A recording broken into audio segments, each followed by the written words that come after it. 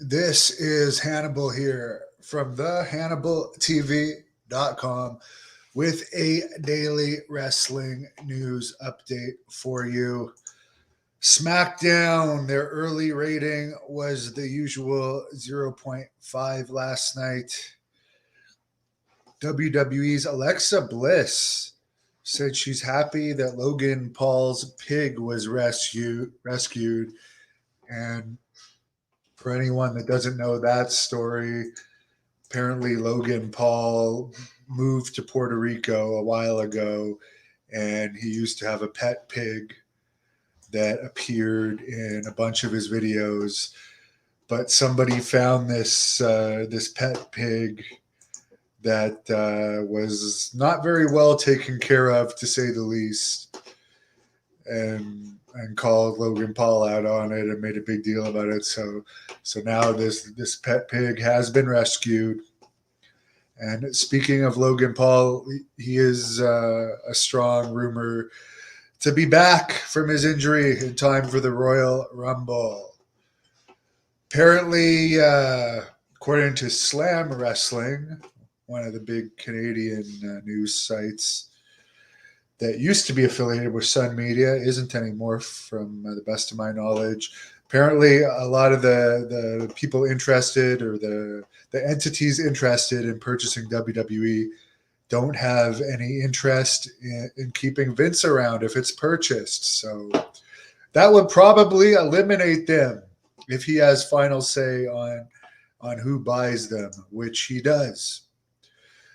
Apparently, I listened to Dave Meltzer's radio show today, and he said, as far as the confidential settlements that were leaked to the Wall Street Journal, three of the people that could have leaked them are Nick Khan, Stephanie McMahon, or Triple H, because they would have been privy to that information and would have benefited by Vince McMahon having to step down. One thing I definitely agree with Dave Meltzer on, that he talked about today, that I think most of you fans would agree on too, is Tony Khan continuing to try and push Ring of Honor. Like, there's going to be a Ring of Honor show WrestleMania weekend, and they're going to, I think, somewhere like a 10,000 seat building. But it would be so much easier to sell tickets if they would just make it an AEW show. And by the time he bought Ring of Honor, it was dead. They couldn't fill arenas giving away free tickets. And they literally had shows where tickets were free. And they weren't filling the arenas.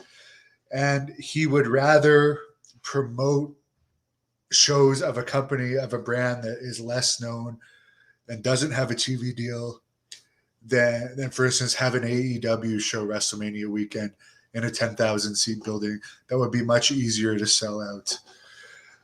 So I definitely agree with Meltzer that why bother having a brand that you have to build up? Why not just use your energy continuing to build a brand that's on TV and has more of a fan base?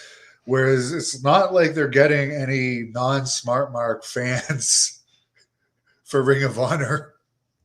And it's just an overload of titles, because now on top of all the AEW titles, they also have Ring of Honor titles that are defended on the AEW shows.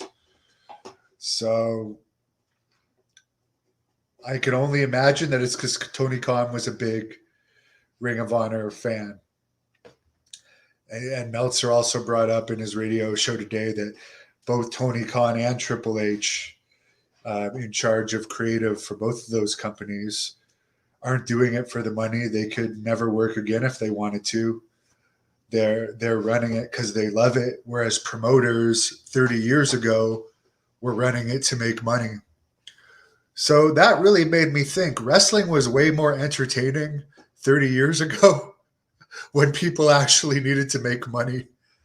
And actually, if it didn't get good crowds and the product wasn't great, they wouldn't be able to have a livelihood. Whereas now it's people, as I said, Tony Khan, a creative for AEW, which is great. Glad he loves it. Same with Triple H. He could retire if he wants. He's loaded. But like they're not going to starve if their creative is bad or they book stuff that's not going to draw. So that's the difference between now and 30 years ago when the stuff was a lot more entertaining.